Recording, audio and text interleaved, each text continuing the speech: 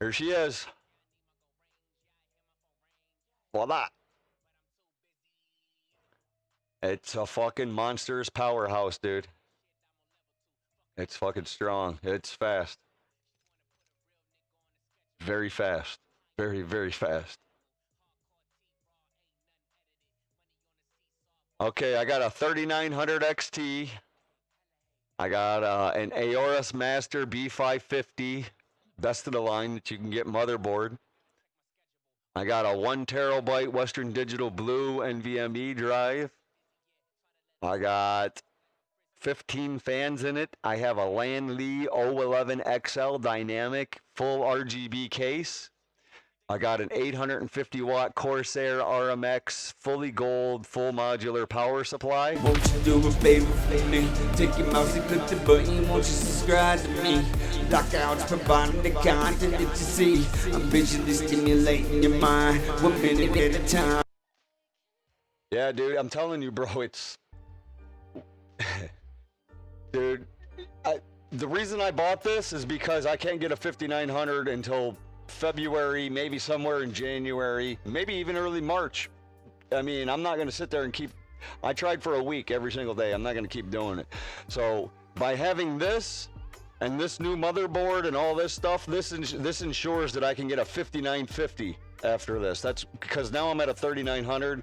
I'm not going to go to a 59. I'm going to go to a 5950 after this, and this board will run that no problem because the VRMs, this is one of the best motherboards that they make.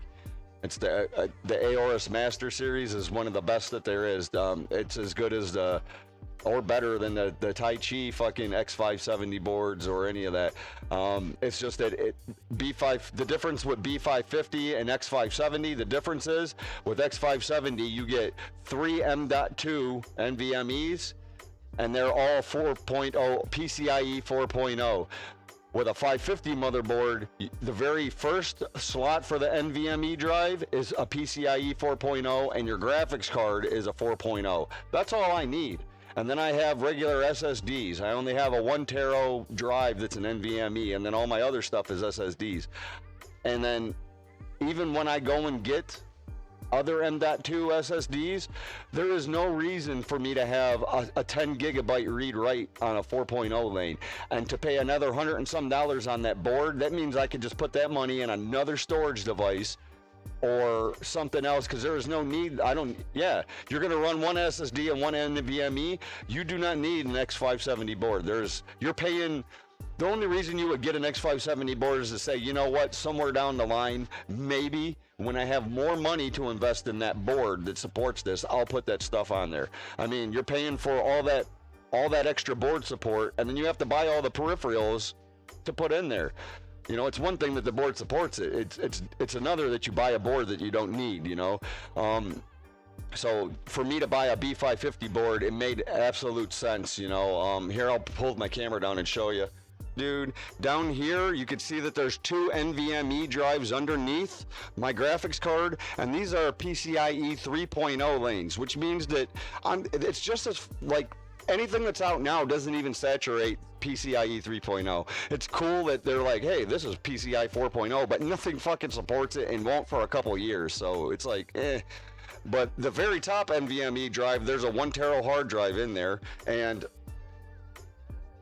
in that, there's PCIe 4.0 support. And then my graphics card, where it's plugged into, is PCIe 4.0 support. Like, you know, Generation 4 is just, you're paying for Gen 4 storage devices, and you don't need that. The only time that you would need that kind of read-write speed consumption is if you had like 5 computers, or you were doing like servers, or running like a Minecraft server, or doing something where you needed multiplex servers, and where you could have somewhere on your home network be able to transfer that kind of data back and forth. You know, if you're just online, you're going to be capped by your internet download speed anyways. You know, it's really cool that somebody could say, hey, I have all Gen 4 6 gigasecond fucking SSDs, but unless you're transferring from one computer to another, you're not going to get that 6 gigabyte transfer fucking speed. It's absolutely pointless for a general consumer.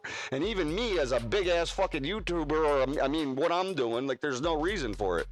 So anyways, I have 3 ML120 Cooler CoolerMaster fans in the top, another ML120 right there, and then I have my up here 5-pack that is right here. So there's 5 right here, 2 there is 5, and then 3 is 8, 9. 1 in the power supply is 10, and then 3 in the graphics card is 11, 12, 13. Yeah, so there's 13 fans right now that's in this. And I'm gonna buy all matching fans when I have more money. This is just all the fans that I had that would light up that's in my computer now. So here's the parts right here. It's an iQ H100i Pro RGB XT cooler, 240 mil cooler, and then I have the Corsair RM850X 850 watt gold fully modular power supply, the Aorus Master B550 motherboard, the Ryzen 9 3900 XT, and it's in the Lain 011 XL dynamic case. Even the case is RGB. See the strip on it? So there's 2 ports down here on the strip, and then you have like these buttons right here that you see that's on the bottom control the RGB, and then you have Gen 3.2s. There's a Type-C connection right there. Even the buttons that's on there, the power buttons and stuff, they're RGB. And then there's a top grate that goes on the top here, right? This is what the board looks like on the back. It's got Bluetooth, it has Wi-Fi, 6 gig or 5G, all 3.2 generations on the back. It has a 2.5 gig Ethernet adapter that's in it. My last board only had 1 gig support. This one supports up to 2.5 gig Ethernet speeds. And you can see all the USBs that's in the back, dude. All the red ones are Gen 3, 3.2, Gen 4, 3.2s. And then right here, over here on the back side, right there, this is the back of the case. And on this side here is where the power supply is. It's actually sitting back here in the back hidden. You can't even see it in the computer. Right here it is. So here's the power supply. You can see how it hides in the case in the very back. This is a dual chambered case, that's why. So you can't see anything that's in it. And then I'm getting the graphics card riser, so that the graphics card will turn sideways for my new card. I'm gonna get a 6800 XT. I'm gonna wait for that whenever I can get that. And then, so this is the Lain, you know, the Bauer edition, Rogue certified, ROG. And then we have the Gigabyte card on the Gigabyte board, right? Corsair cooler, Corsair fucking fans and shit, RGB strips. I don't have my SSDs out of the other computer. Right here it is. The other computer sitting over here. But yeah, there she is. She's fucking big, dude. That's all the space that I got in the top of it. Do I need a fan controller? All right, so on this motherboard, there are 9 fan headers. There is 5 RGB headers. This board supports 5 volt ARGB and 12 volt fucking RGB. So any type of fan that you could buy from any product line, it does not matter. If you get this motherboard is $500, bro. There's only 2 motherboards that are out there that cost more than this, that are better than this. One is the X570 version, and another one is gonna be the Corsair 8. And that's like $60 more in this board. This is the only reason I got this instead of the 570 is because 1, they didn't have a 570 in store, and 2, in the end, I don't need all that fucking PCIe 4.0 Lain bullshit. I'm not doing all that interior networking. It's pointless for me. So what I have is I have 5 fans hooked up to system number 4 fan header, and then that goes into a fan hub. And whatever the PWM speed that comes off that header, all 5 of them fans will work off of that then. And then I have the RGB on the bottom of the board split into those 5 fans right here in the bottom. Now the fans that are in the top and right here are on the system fan header number 4, and that goes into another hub, and so that PWM goes into that hub, and then all the fans are plugged into that, and whatever speed that hub says, them 5 fans will run at that then.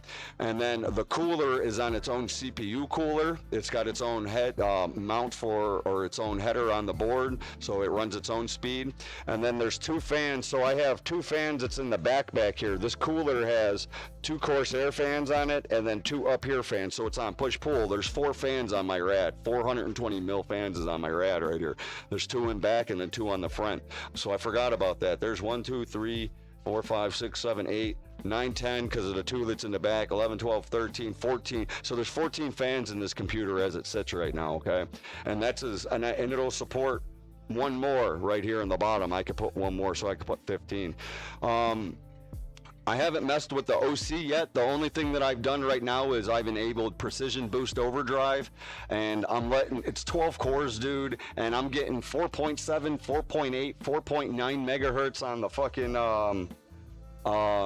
on some cores, and that's going to be better for gaming because they're clocking higher. So just letting that do, there's no reason for me to overclock this. For one, it's not just a 3900X. This is a 3900 XT.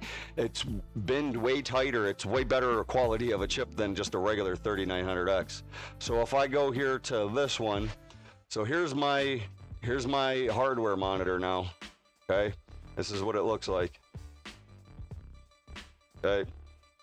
So you can see here now, you got your system, you can see where the CPU is. The max safe temperature for a 3900 XT is 95C.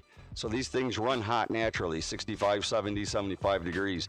My 8-core Ryzen, it would hit 70 degrees and you would start having problems with it, right? This one here is like, nah, I go all the way to 95 before this thing starts having problems. And then this tells you the graphics card, even the little slot that it's plugged into, it'll tell you how hot that is. It tells you how hot the VRMs is, and then it tells you this is the front or the bottom of the case, I'm sorry. Or no, this is the top of the case temperature, and this is the bottom of the case temperature. So you can see how the heat from the graphics card is different from the intake in the top. And then right now, I'm encoding off of the CPU. We are not encoding on NVNC. I'm not using the graphics card. This is all raw horsepower off of the CPU. And right now, it's 12%. That's it. This is the whole computer running. We're streaming. We're encoding on medium preset. This is medium. It's super fucking... It's... And I'm playing the game and everything. And this is on the... Like, this is it. That's it. And then so you can see you got your 12 cores right here. You can see that they're boosting a 4739, 4500, 4666, and then they're downclocking right to 4100. There's no need for me to. This shit has got some horsepower, bro. My benchmark scores are triple as fast as what my old computer was. It's like this chip to the other chip is about 225% faster in workloads. And about 50-something% faster in single thread. All right, there we go. So I've noticed like even my camera quality has improved. Hey, my camera's like cleaner. Probably overkill still for what? Yeah, this is more than what I want to do. And like even a 5900, dude. Considering a 5900 is fucking 20 or 30% faster than this. I don't even know if I would need that kind of horsepower, bro. Like, to be honest with you, to go from where I just was on a first-gen 8-core 16-thread Ryzen to a 12-core 24-thread, this fucking thing, it's fucking intense, bro. It is. It's not even in the same ballpark, bro. Like, look how much nicer this whole everything is. I mean, you can see it, dude. Like, this is all encoding off of the chip. So all you need, yeah, no, I'm gonna do a 6800 XT. It's it ends up being like 850 Canadian before taxes, and that's gonna be, you know, Christmas is coming up and shit too, man. So I got a girl and a young fella that needs to be taken care of too. So a 5950, oh yeah, dude, will it fit a B550? A 5950 will, it's all about the VRMs that are on the motherboard, right? My X470 board wouldn't have been able to run a 3900. It would have been way too hot. It probably could have ran it. It just would have been way too hot because the VRMs are weak. This board is designed for 12-core and 24-thread CPUs. This is built for it. It's built for this. Like, that's why I had to buy this board to run this kind of a chip, because even when I was talking to the guys that were in the store, they were like, buddy, you realize that this is a 12. I mean, just because it says it's going to work doesn't mean that it's going to work right, you know? So you want to run big chips like this, you need to have big power delivery.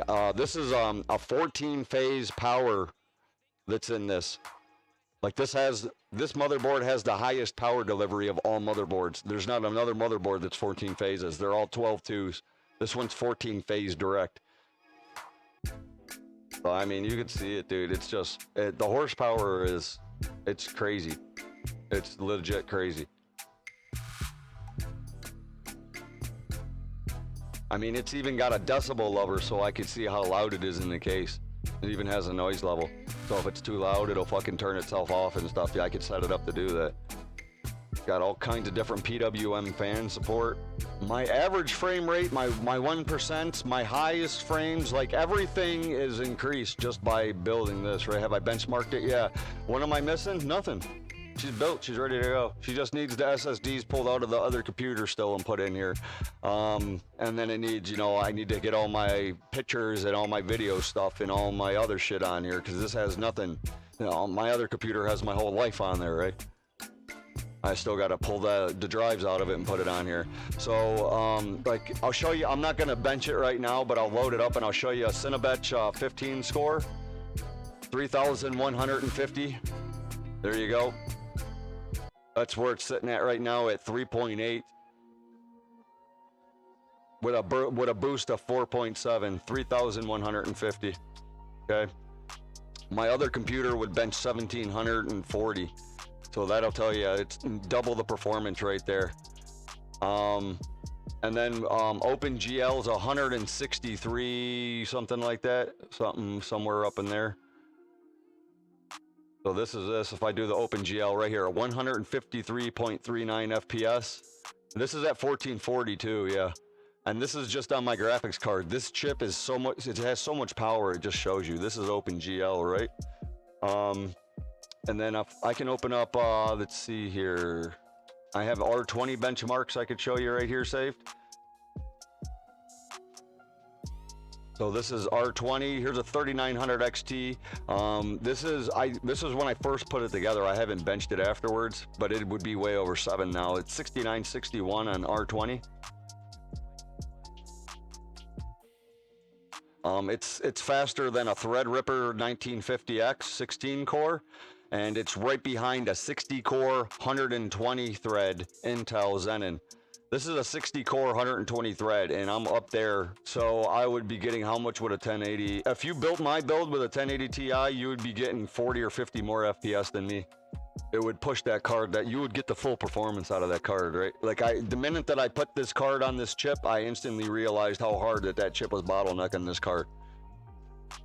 So I mean, this just shows you where this is, dude. Like, this is a Xenon fucking 60 core 120 thread processor that this is up there with, bro. It's faster than Threadripper processors, dude, in multi-fucking tasking full load workloads. I might just wait for a 5900. You'll be waiting for a long time. It'll be next year sometime, dude. So enjoy what you got for 3 or 4 months then. It'll be March. It's not even December yet, dude. You got December. You got to beat all them guys that's doing this shit for Christmas too. And then you got to do fucking New Year's. And then you got Valentine's Day you got to deal with and all that shit. I mean, and then they're still filling back orders. They have 10,000 people are just buying it on back order now whenever it comes in stock, right? And the problem is that you'll put it on back order and you'll wait 90 days. You'll wait 60. You'll wait 120. It's whenever the fuck they'll get it, right? So, I mean, you're better off getting this. And then when the 5900 comes out and you can get one, buy a 5900 and sell your 3900. That's my best recommendation. Because for the next 4 or 5 months, you're just going to be right where you are. And games are going to continually get faster and they're going to use more stuff and you're just going to keep falling further and further behind, right? You got an i5 7600K, that's your problem right there. Yeah, no offense to I mean, the i5 was cool at the day, you know, like you're 80 to 114. Yeah, you're 80 to 100 still at 1440. I'm encoding on my CPU. I'm playing at 1440 and I only have a GTX 1080 and I'm getting 160 FPS at 1440 and encoding off of this, and I'm only using 30% of my CPU. So yeah, you're way behind, dude. Echo, what's going on? Imagine only gaming. Yeah, when I play only games, it's fucking 400 or 500 FPS. What's up, Echo? We went and got the new computer. We have the new computer built here. Here she is. Voila. It's a fucking monstrous powerhouse, dude. It's fucking strong. It's fast. Very fast. Very, very fast. Okay, I got a 3900 XT. I got an Aorus Master B550, best of the line that you can get motherboard. I got a 1 terabyte Western Digital Blue NVMe drive. I got 15 fans in it. I have a Lain 011 XL dynamic full RGB case. I got an 850 watt Corsair RMX fully gold full modular power supply. And I have, so what monitor would be good for what you got? The monitor that I have I forget what it is now, I have to look it up. It's the Asus TUF 165 hertz 1440, that's what I have here. And then this one's the Asus something another, MG248Q 144 hertz 1080. That's this monitor over here. This one here's 27 inch 1440 165, and it's perfect. Because at this point right now I'm GPU bound because of the resolution that I'm trying to get the card to push. So, I mean, I'm going to need a 3070. I might get a 3070. That might be perfect for me. Are you capped? And you're going to be capped because your OpenGL was saying 163 FPS, right? No, my OpenGL said 163 FPS because I have G-Sync on in my monitor. It probably would have been 250 or 70 or so. It would have been double. It would have been way up there. It was saying that because my G-Sync was on my monitor. My other computer, OpenGL, was 98. I think I seen 101 a couple of times. 106 on a very, very heavy overclock on that, my old computer. I think I seen 106. So for you to just see my OpenGL say that, that's a lot of, it's double. And then it would probably be 260 to 280 actually, my OpenGL score, if my G-Sync wasn't on my monitor, right? It's intense, dude.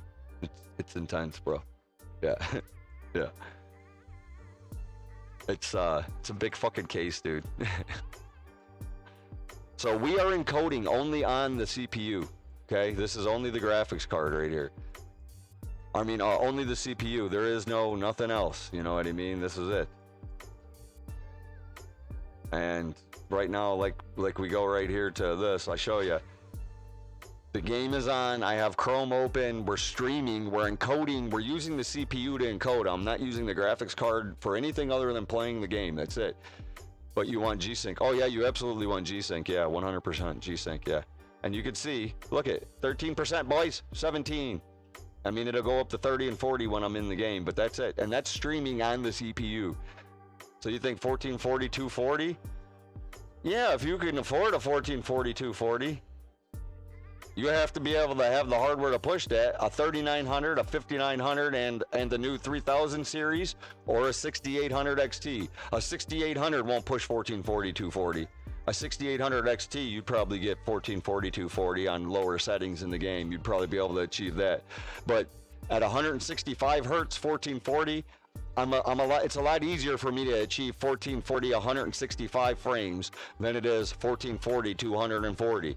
And then you have to buy the hardware to push that. And then that hardware is just going to keep getting weaker and weaker over time. You're better off with 160, 180 maybe hertz if you can get that. 240, 1440. It's going to cost you a lot of fucking money, dude, to push that, right? You won't notice a difference between 1440, 165 and 1440, 240. When I had a 280 hertz monitor and I was playing 280 hertz 1080p, and when I went and took that back and got this 1440 165 hertz monitor, the motion blur was gone, so I had way better visual clarity. And even though I was getting less FPS on the monitor, my overall experience was better. Because at 280 you get a lot of ghosting on your screen. No matter, I don't give a fuck. Like that was a $700 monitor that I had, right? And I was still ghosting because I didn't have enough hardware to push that frames, right? So the minute that I went from 280 to 165 1440, I became instantly GPU bound instead of CPU bound, and my overall experience in gaming is way better. Way better. Now that I'm 1440 GPU bound and I have this kind of horsepower on the CPU, it's insane, dude. It's fucking insane. Yeah, 1440 is, yeah, it's 27 inch 1440. And like I said, you know, I'm encoding on the CPU here, guys. What you see right here, my CPU is encoding this and showing you this. The graphics card is only being used to render the game files. I'm no longer streaming off of the graphics card, right? I mean, I have a lot of things to line up. That's why I said the stream might go down and come back up. I can go and get Reaper, I guess, and then start my stream back up, but that would kind of be dumb. How much did it all cost me? Considering I stripped 90% of my other computer and put it in here, altogether it's over $5,000 I have just in this. With my keyboard, the mice that I have, the monitors, right now you're looking at 7,000 plus Canadian.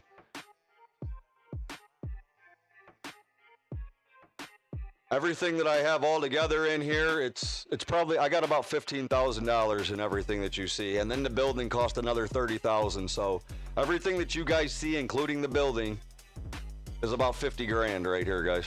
Won't you do a favor for me? Take your mouse and click the button. Won't you subscribe to me? LockOutz providing the content that you see. I'm visually stimulating your mind, 1 minute at a time.